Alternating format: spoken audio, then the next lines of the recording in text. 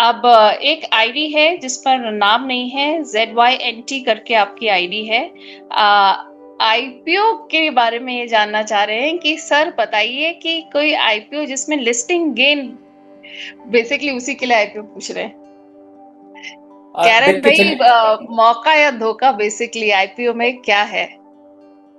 चलिए, अगर जब इन्होंने चर्चा करी है तो मैं एक आईपीओ की डिस्कशन यहाँ पर कर लेता हूँ, और वो आईपीओ है।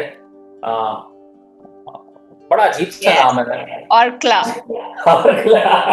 सॉरी, मैं टंग ट्विस्टर वर्ड्स बोलने में थोड़ा सा माहिर नहीं हूँ। और ऑर्कला इंडिया की अगर बात करता हूँ तो 1600, आप देख पा रहे होंगे स्क्रीन पर, 1667 करोड़ के करीब का ये आईपीओ है।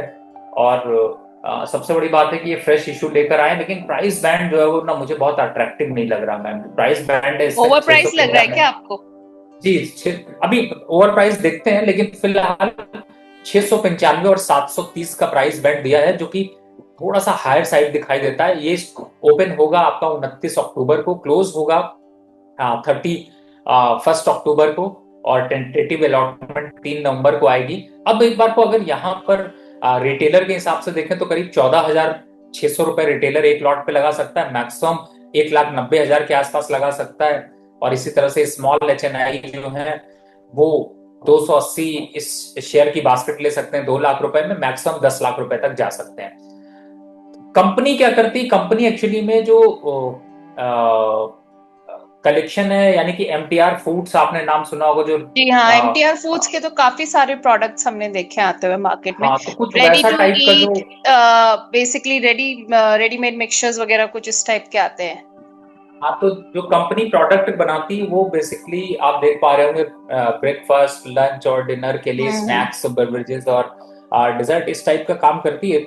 लेकिन बट इसीलिए मैंने बोला कि जो इनका अब इनको अगर कंपनी को देखते हैं तो इनका जो मेजर काम है वो कर्नाटका, केरला, आंध्र प्रदेश और तेलंगाना की तरफ है।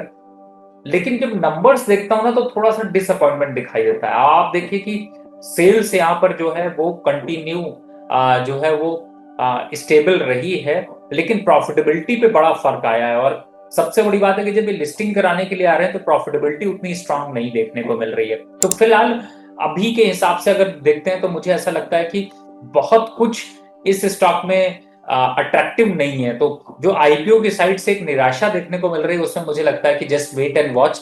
हो सकता है इसको हम लोग आगे भी कंसिडर करें लेने के लिए, या फिर आगे इस बात का ध्यान रखने के लिए एक बार ग्रे मार्केट प्राइसेस को भी अगर मैं फाइंड आउट करने की कोशिश करता हूं तो अभी फिलहाल इसमें ग्रे मार्केट प्राइस पे कोई खास मोमेंटम नहीं है। तो यानी कि जो आईपीओ आ रहा है उसमें तो बहुत ज्यादा कुछ आपको देखने को नहीं मिल रहा। तो इस बार जो लिस्ट है वो थोड़ी सी अट्रैक्टिव नहीं दिखाई दे रही है, और इसीलिए मैंने कहा था कि 730 का प्राइस थोड़ा हायर बैंड पर है, तो लिस्टिंग गेन होने की संभावना यहाँ पर काफी कम देखने को मिल रही है।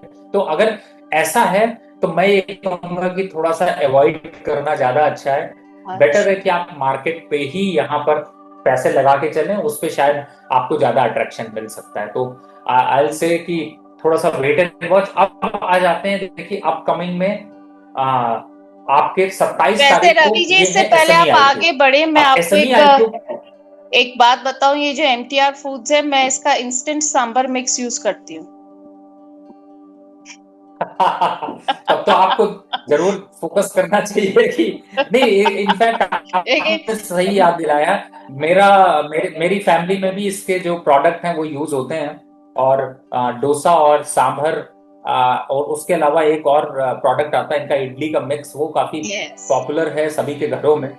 तो बट लेकिन मुझे ऐसा लग रहा है कि जब जितना हम लोग डिस्काउंट पाते हैं कहीं वो यहाँ पर ना देना पड़ जाए, इसलिए थोड़ा बिल्कुल सा बिल्कुल नहीं, अवॉइड करते मैं हैं। यही कह रही थी। मैंने कहा हम यूज कुछ भी करते हो, पर मार्केट एक्सपर्ट की सलाह के साथ और अपने फाइनेंशियल एडवाइजर की सलाह के बाद ही अपना पैसा कहीं भी लगाए। हाँ, अब आ जाते हैं जो लोग एसएमई आईपीओ के लिए फोकस कर रहे हैं उनके लिए यहाँ पर ऑप्शंस मिल सकते हैं।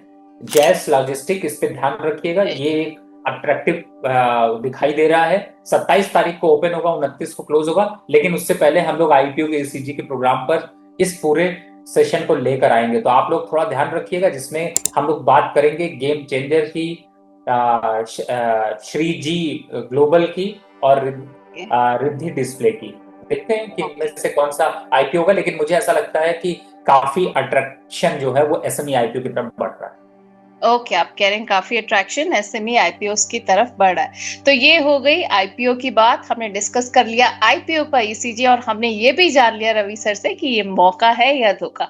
तो इस समय जो हमने आईपीओ डिस्कस किया है वह है ऑर्कला।